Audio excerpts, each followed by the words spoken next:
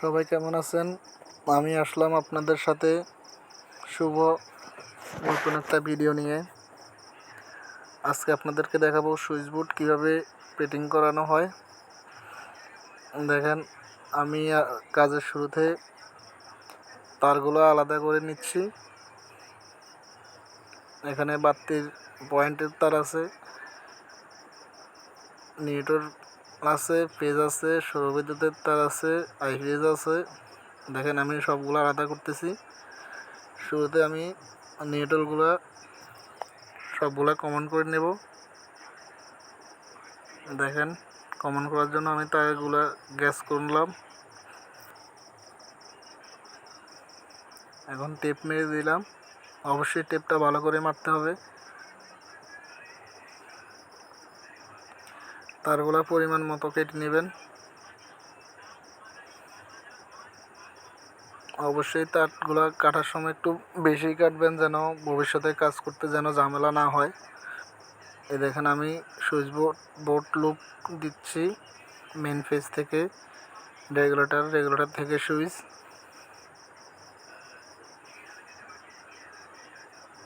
এখন আমি সুইচটা লুপ করার জন্য ছোট করে তার কেটে নিলাম।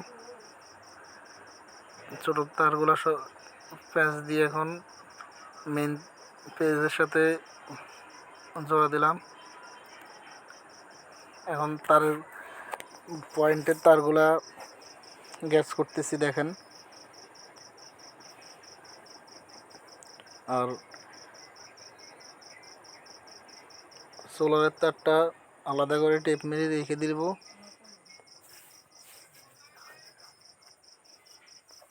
ওয়ালটনের সুইচ অনেক ভালো। আমার সাথে আছে আমার সহযোগী। দেখেন, আমি সুইচ লুপ করব এখন।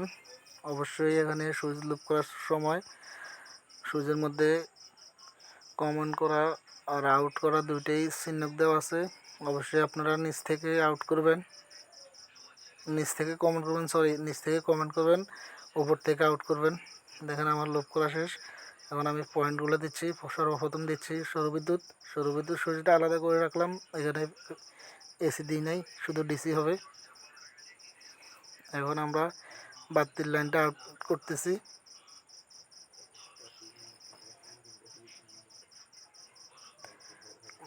সুইচ ফিটিং করা শেষ। এখন রেগুলেটর ফিটিং করব। দেখেন, আগেই একটা লাইন রেগুলেটরটা লুপ করে রাখছে। এখন আমরা শুধু মেইন ফেজটা দেব আর লাইনটা আউট করে দেব। এই দেখেন, ফেজ দিয়ে লাইনটা আউট করলাম, টেপ মেরে দিলাম।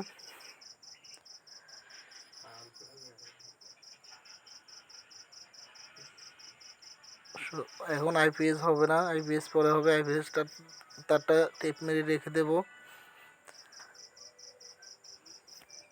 15 অ্যাম্পিয়ার, 250 ভোল্ট।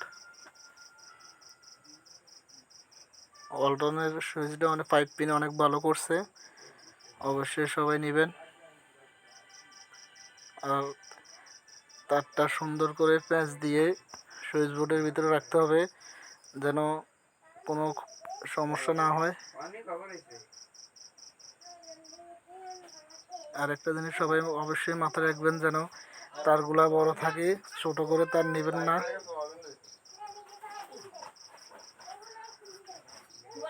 দেখেন, আমি সুন্দর করে ভাঁজ করে তারগুলা দিচ্ছি। দেখেন, কোনো ঝামেলা হচ্ছে না ফিটিং করাতে। দেখেন,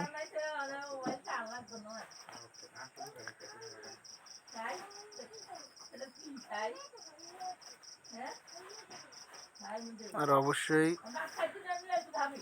সুইচ বোর্ডের বক্সগুলা লেবেল করে বসাবেন, যেন সুইচগুলো দেখতে সুন্দর দেখা যায়, লেবেলটা অ্যাকুরেট থাকে।